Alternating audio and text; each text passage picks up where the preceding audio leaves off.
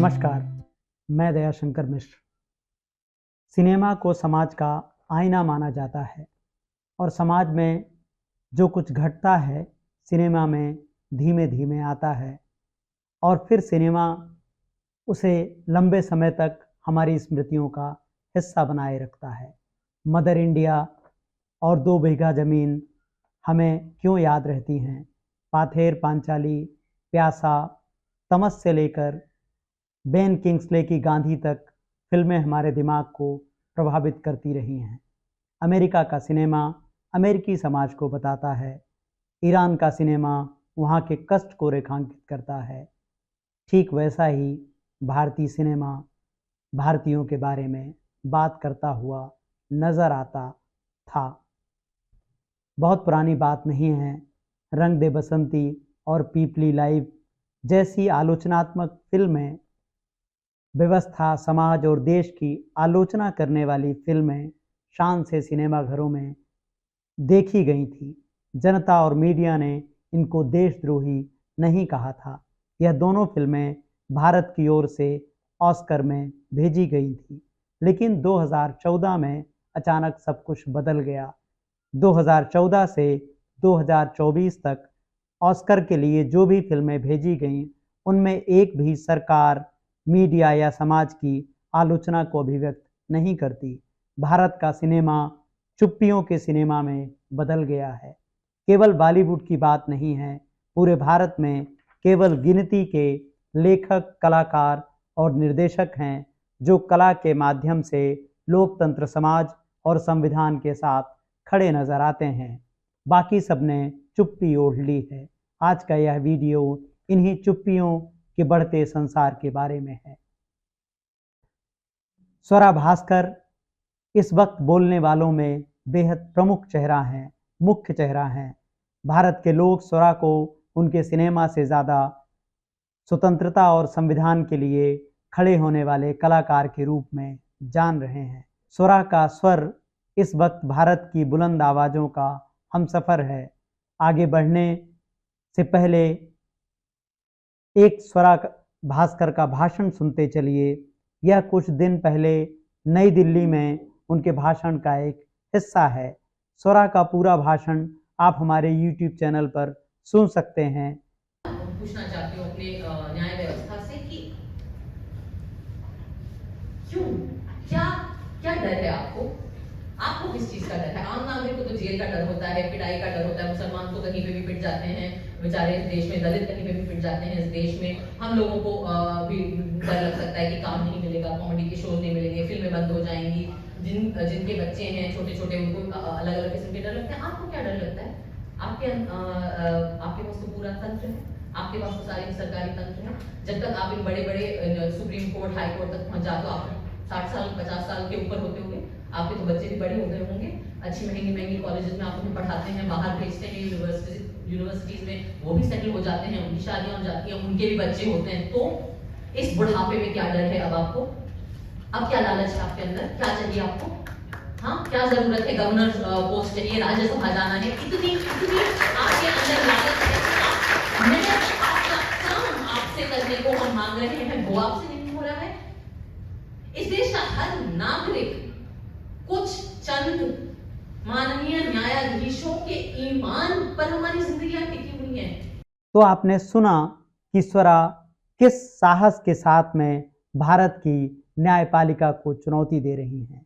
इस भाषण के बाद हमने देखा कि किस तरह से भारत की न्यायपालिका, भारत के प्रमुख न्यायाधीश अपने बयानों के लिए चर्चा में आए और उनकी आलोचना भी की गई। स्वरा नागरिक संशोधन कानून के विरोध प्रदर्शनों का हिस्सा रही हैं और अब कैरियर और अपने जीवन को दांव पर लगाकर बोल रही हैं। स्वरा की तरह ही हमने इन कानूनों के विरोध प्रदर्शनों में तापसी पन्नू, अनुराग कश्यप, अनुभव सिन्हा को बोलते और शामिल होते देखा। दीपिका पादुकोण और स्वरा को हमने जेएनयू में छात्रों के साथ खड़े हुए भी देखा है। मोदी सरकार के सिनेमा पर कड़े पहरे के बाद भी 10 साल में अनुभव सिन्हा भारत के सबसे महत्वपूर्ण डायरेक्टर के रूप में हमारे सामने आते हैं। 2018 में अनुभव सिन्हा की फिल्म मुल्क हमारी नज़र में प्रधानमंत्री मोदी के कार्यकाल की सर्वश्रेष्ठ फिल्म है।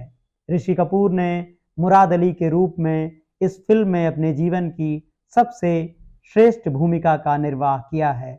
ऋषि कपूर ने मुराद अली के रूप में पर्दे पर 20 करोड़ से अधिक भारतीय नागरिकों के दर्द, डर, खामोशी और मनोदशा को यादगार तरीके से हमारे सामने पेश किया। इसमें तापसी पन्नू ने भी यादगार भूमिका निभाई है। यह एक अद्भुत फिल्म है। जब कभी लोकतंत्र में सिनेमा की भूमिका पर बात होगी, मुल्क एक दस्तावेज की तरह हमारे सामने होगी। अगर आपने अनुभव सिन्हा की मुल्क नहीं देखी है तो थोड़ा वक्त निकालकर ज़रूर देखिएगा। अनुभव सोशल मीडिया और अपनी फिल्मों दोनों जगह पर तानाशाही को साफ शब्दों में चुनौती देते नजर आते हैं। कुछ समय पहले कंधार हाईजैक पर आधारित उनकी वेब सीरीज IC-814 भी एक शानदार पेशकश थी, जिसे भरपूर तरह से ट्रोल किया गया और अनुभव को एक बार फिर देशद्रोही करार देने की कोशिश की गई। गोदी मीडिया के साथ होने की वजह से किसी भी रचनात्मक व्यक्ति पर आप देशद्रोही का ठप्पा आसानी से लगा सकते हैं। सिनेमा से जो लोग बोल रहे हैं उनमें प्रकाश राज, नसरुद्दीन शाह, अनुराग कश्यप, अनुभव सिन्हा, सुधीर मिश्रा, जावेद अख्तर, वरुण ग्रोवर, दलजीत दोसांझ, कमल हसन, हंसल मेहता, शाहरुख खान, तिग्मांशु धूलिया, कमाल आर खान, नंदिता दास, महेश भट्ट और फिल्मकार, लेखक और पत्रकार अविनाश दास शामिल हैं। अविनाश दास को एक कड़वी लेकिन सच्ची सूचना को पोस्ट करने के लिए गिरफ्तार तक होना पड़ा था। शाहरुख खान को बोलने की सजा उनके बेटे आर्यन खान के जीवन को बर्बाद करने के रूप में हमारे सामने आई। बाद में न्यायपालिका के दखल के बाद आर्यन स्वतंत्र हो पाए, या आप कह सकते हैं कि उस दुष्चक्र से बाहर निकलकर सामने आए। कुछ समय पहले हमने देखा था कि उसमें एक महत्वपूर्ण भूमिका निभाने वाले अधिकारी चुनाव के लिए प्रमुख राजनीतिक दल के चक्कर काटते हुए हमें नजर आए थे। शाहरुख खान ने जवान फिल्म के संवादों में किसानों, चुनाव सुधार और एजुकेशन लोन को मुद्दा बनाकर बात कहने का सिलसिला जारी रखा है, और यह एक हर्ष की बात थी कि जवान फिल्म को शानदार कामयाबी देकर भारतीय जनता ने यह साफ साफ जताया कि वह सिनेमा में सरकार की दखलंदाजी बर्दाश्त नहीं करेगी। लेकिन इसके बावजूद जैसे सिनेमा से जुड़े हुए लोग सरकारी आदेश पर ही फिल्मों का निर्माण करते हुए नजर आते हैं। मिथुन चक्रवर्ती का रास्ता इन सभी का, जिनके हमने नाम लिए, उनके पास था, लेकिन उन्होंने अपनी फिल्मों का बॉयकॉट करवाना, अपने घरों में ED CBI आने की चुनौती चुनी, अपने बच्चों का जेल जाना चुना। पवन कल्याण आंध्र प्रदेश के तेलुगु सिनेमा को रचते हुए सरकार में उप मुख्यमंत्री बन गए और अचानक से हिंदुत्व का झंडा फहराने लगे। तो सिनेमा के लोगों का एक सरकार के साथ में शामिल होना और राष्ट्रवाद के जुलूस में शामिल होना केवल उत्तर भारत में नहीं है, पूरे भारत के सिनेमा में इसका प्रभाव देखा जा रहा है। पवन कल्याण उनमें से एक हैं। दक्षिण के मशहूर अभिनेता और भारत के बड़े सुपरस्टार में से एक रजनीकांत अचानक योगी आदित्यनाथ के चरणों में आशीर्वाद के लिए पहुंच गए और उनके पांव छूते हुए हमें नजर आए। रजनीकांत प्रधानमंत्री के मित्रों में तेजी से शामिल होने वाले लोगों में प्रमुख रहे। आमिर खान, जिन्होंने मोदी के पहली बार प्रधानमंत्री बनने के बाद डर की बात स्वीकार की थी, असहिष्णुता की बात स्वीकार की थी, अचानक से दूसरे कार्यकाल तक आते आते वह निर्भय होकर लोकतंत्र का आनंद ले रहे हैं। भारत के नागरिकों के लिए त्रासद अनुभव है महानायक कहे जाने वाले अमिताभ बच्चन का मौन धारण कर लेना, अपनी शुद्ध और साफ आवाज को केवल सरकारी प्रचार के लिए इस्तेमाल करना। 2014 से पहले अमिताभ पेट्रोल की कीमतों तक को लेकर बहुत चिंतित रहते थे और लगातार ट्वीट करते रहते थे, लेकिन सारी चिंता मोदी के आते ही खत्म हो गई। अक्षय कुमार और जूही चावला भी सोशल मीडिया पर महंगाई और पेट्रोल की कीमतों पर बात करते थे। जूही चावला के तो कुछ ट्वीट इतनी अभद्र भाषा में हैं कि हम उनको आपके साथ साझा भी नहीं कर सकते। लेकिन मोदी के आते आते इन दोनों लोगों की दिशा ही बदल गई, जीवन का नजरिया बदल गया। अक्षय कुमार 10 वर्ष में प्रधानमंत्री के सबसे बड़े कलाकार और पत्रकार बनकर उभरे। जब उनको प्रधानमंत्री ने अपना इंटरव्यू दिया, आम वाला इंटरव्यू, आपको देखना चाहिए अगर आपने ना देखा हो। वह सभी पत्रकारों को संदेश था कि अक्षय कुमार जैसी पत्रकारिता होनी चाहिए। तो अक्षय कुमार प्रधानमंत्री के प्रिय पात्र होते हुए कलाकार से पत्रकार बन गए। यह बात और है कि बीते 10 वर्षों में कलाकार, पत्रकार, चित्रकार सब केवल सरकार के जयकारे का काम कर रहे हैं, केवल उनकी उद्घोषणाओं का काम कर रहे हैं। और पत्रकारों ने बहुत तेजी दिखाई है कि वह कितनी जल्दी अपनी कला को अभिनय के रूप में बदल दें। कंगना रनौत ने 2014 के बाद आज़ादी दिलाने का इतिहास लिखा और आज़ादी की लड़ाई में हिस्सेदार होने के कारण 2024 में सांसद चुनी गई। हेमा मालिनी मथुरा की जनता के साथ 10 साल में चुनाव के पहले फसल काटने के 2 फोटोशूट शेयर करती हैं और सांसद बनी रहती हैं। यही सिनेमा की ताकत है। रवि किशन अपने बच्चों का स्कूल में और आपके बच्चों को हथियार चलाने के स्कूल में दाखिला दिलाने की बात करते हुए चुनाव जीतते रहते हैं। सिनेमा की ताकत को सरकार ने अच्छी तरह समझ लिया है। करण जौहर की कंपनी में भारतीयों को वैक्सीन लगाकर मुनाफा बनाने वाली कंपनी ने हजारों करोड़ लगा दिए हैं। यह सब संयोग नहीं है, सिनेमा के शक्तिशाली औजार के आत्मसमर्पण का फल है। सिनेमा और समाज का उत्तर की तरह दक्षिण से गहरा रिश्ता है। प्रधानमंत्री इस बात को अच्छे से समझते हैं। 25 मार्च 2022 को RRR यानी RRR नामक एक फिल्म रिलीज हुई, जिसमें रामचरण जूनियर, NTR, अजय देवगन और आलिया भट्ट ने महत्वपूर्ण भूमिकाएं निभाई। फिल्म सुपर डुपर साबित हुई। RRR फिल्म के आखिरी गाने में सरदार पटेल को श्रद्धांजलि दी गई, गांधी और नेहरू को नहीं। ध्यान दीजिएगा, KV विजेंद्र प्रसाद को राज्यसभा के लिए मनोनीत किया गया है। PM मोदी ने ट्वीट कर इसकी जानकारी देते हुए उन्हें बधाई दी थी। KV विजेंद्र प्रसाद साउथ फिल्मों के मशहूर डायरेक्टर SS राजामौली के पिता हैं। कई सुपरहिट फिल्मों की कहानी लिख चुके हैं, जिनमें सलमान खान की फिल्म बजरंगी भाईजान भी शामिल है। वाशिंगटन पोस्ट के मुताबिक विजेंद्र प्रसाद ने कहा था, समय आ गया है, भारतीयों को सच्चाई पता चले, असली योद्धाओं को सम्मान मिलना चाहिए। हमें स्वतंत्रता दिलाने का मुख्य कारण गांधी नहीं थे, यह एक तथ्य है। अमेरिकी अखबार आगे लिखता है, भारत जब अपनी आज़ादी के 75 वर्षों का जश्न मना रहा है, अहिंसा और सेकुलरिज्म के पक्षधर राष्ट्रपिता की विरासत पर बहस की जा रही है। कई मामलों में तो उन्हें नीचा दिखाया जा रहा है, तो कई बार उन्हें खारिज कर दिया जाता है। दूसरी ओर भारत 20वीं शताब्दी के उन नायकों को अपना रहा है जिन्होंने हथियारबंद संघर्ष की वकालत की और हिंदू हितों की बात की। यह बताता है कि भारत का चरित्र और उसकी राजनीति में बड़ा बदलाव आया है। आप देखें कि किस तरह से फिल्मों को एक टूल की तरह इस्तेमाल किया जा रहा है। इसके कारण चुप्पियों का लगातार बढ़ते जाना जैसे एक सामान्यीकरण हो गया है, क्योंकि सरकार की सीधी सीधी हिस्सेदारी हम देखते हैं कि सिनेमा में बढ़ती जा रही है। ऐसा लगता है कि जैसे पटकथाओं को अंतिम रूप देने से पहले सरकार के पास उसकी विधिवत मंजूरी ली जा रही है। गांधी पर उत्तर से दक्षिण तक सब जगह हमले हो रहे हैं। राजकुमार संतोषी, जो भारत में लोकप्रिय सिनेमा के साथ और लज्जा और दामनी जैसी सामाजिक फिल्मों के लिए जाने जाते हैं, गांधी को खलनायक के रूप में दिखाने के लिए गांधी वर्सेस गोडसे बनाते हैं। 1948 में गांधी की छाती पर 3 गोलियां दागने वाला नाथूराम गोडसे इसमें हीरो की तरह दिखाया जाता है।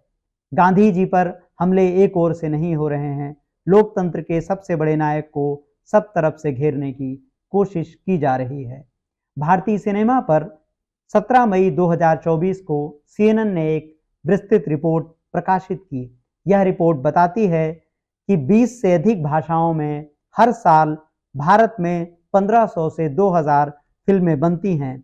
इनमें ज़्यादातर फिल्में हिंदी में होती हैं। इसका मतलब है कि बॉलीवुड देश की संस्कृति, पहचान और अर्थव्यवस्था पर बहुत ज़्यादा प्रभाव रखता है। वैसे तो भारतीय फिल्में संगीत प्रधान होती हैं, लेकिन उनमें भी सामाजिक मुद्दे पहले उठाए जाते रहे हैं। ऐसी कई फिल्में भी बनी हैं जो उस समय की राजनीतिक, धार्मिक और सामाजिक मुद्दों को प्रस्तुत करती हैं। पहले के दौर में हिंदी सिनेमा भारत के निर्माताओं की भावना के अनुरूप धर्मनिरपेक्षता और लोकतांत्रिक मूल्यों को प्रतिबिंबित करता था। वहीं अब इस पर दक्षिणपंथी होने के आरोप लग रहे हैं। यह विचारधारा प्रधानमंत्री नरेंद्र मोदी और उनके हिंदू राष्ट्रवादी राजनीतिक दल बीजेपी के शासन के अनुरूप देखी जा रही हैं। बीते 10 सालों में प्रोपेगेंडा फिल्मों में दो सबसे बड़े उदाहरण 2022 की द कश्मीर फाइल्स और 2023 की द केरला स्टोरी है, जिनकी मुसलमानों को बदनाम करने, नकारात्मक रूढ़ियों को बनाए रखने और धार्मिक तनाव को बढ़ाने और ऐतिहासिक तथ्यों को विकृत करने के लिए आलोचना की गई थी। सिनेमा से बोलने वालों की हमारी यह सूची अंतिम नहीं है। संभव है इसमें से बहुत से नाम छूट गए हों, लेकिन हमें उम्मीद है हमारे दर्शक इस बात को समझ पाएंगे कि आवाज़ें कितनी कम हैं और भारत के ज़्यादातर फिल्मकार, अभिनेता, चरित्र अभिनेता और तरह तरह की भूमिकाओं में नजर आने वाले लोग प्रोपेगेंडा के साथ हैं।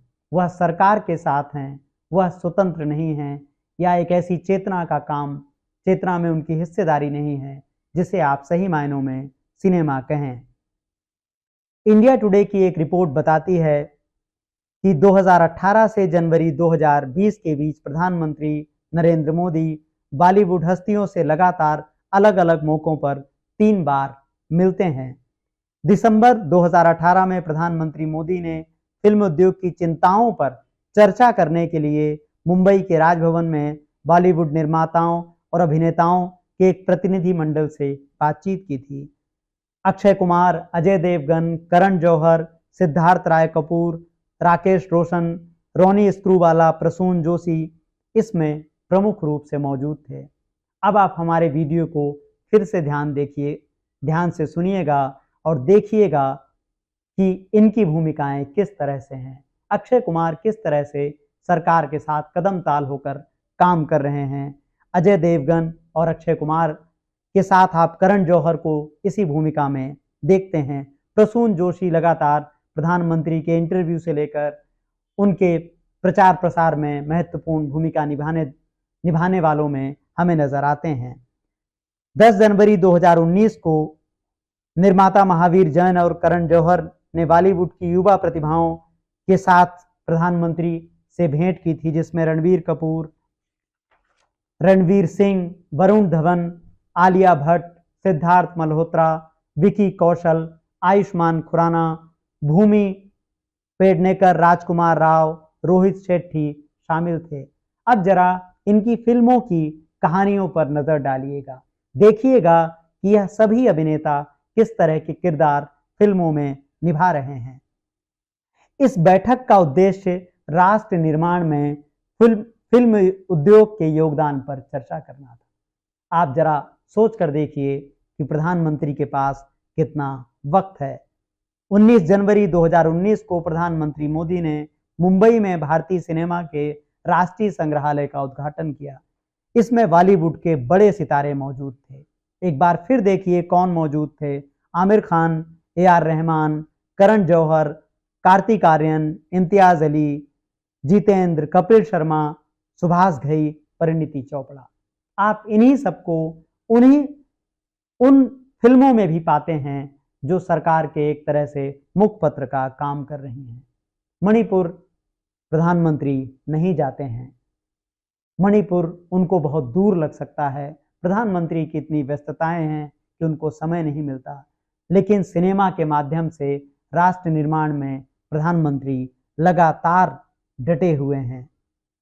वह सिनेमा के लोगों से बराबर मिलते हैं। वह जानते हैं चुनाव कैसे जीते जाते हैं, छवियां कैसे बनाई जाती हैं।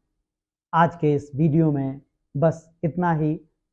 लोकतंत्र, संविधान और नागरिक चेतना से जुड़े विषयों पर हमारे वीडियोस को लाइक कीजिए, सब्सक्राइब कीजिए, संभव हो तो आर्थिक रूप से हमारी मदद कीजिए। आपकी छोटी से छोटी मदद हमारे लिए बेहद मूल्यवान है।